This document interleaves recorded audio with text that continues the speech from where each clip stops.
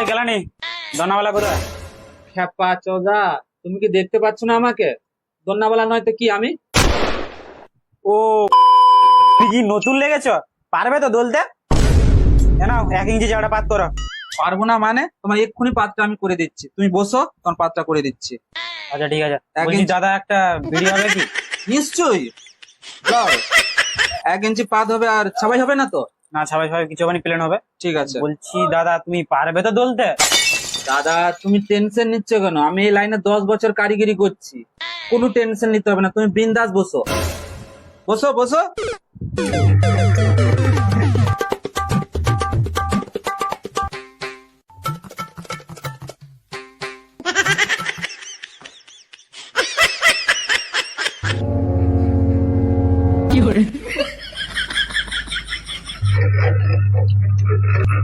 দাদা, ও দাদা, এই তোমার পাত হয়ে গেছে, এলাও। আই মারা করে ফেললে আমার বিড়ি একটা শেষ হতে না হতে। দাদা একদিন তুমি কিন্তু সিনিয়র কারিগর হবে। দেখি পাত দাও। লাও, দেখো দেখো দাদা, পাত বরাবর আছে কি না? ঘুরে এসো তুমি, ঘুরে এসো এবার ঘুরে এসো পটাচ্ছে। বলো কি হয়েছে? এটা কি হয়েছে? আরে দাদা, তুমি 100টা পাত বলেছিল, সেটাই তো করে দিলাম। বোকা চোদা, তোকে আমি 100টা চওড়া পাত করতে বলেছি? বাড়া 1 ইঞ্চি চওড়াকে 100টা বলছু? বাড়া কোথায় কাজ শিখেছিলে তুমি?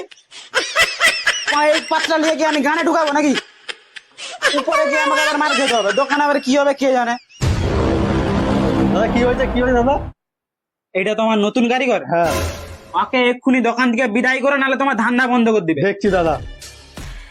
আবার দেখছু বোকা চোদা, শালকে লাদ মেরে দেবো।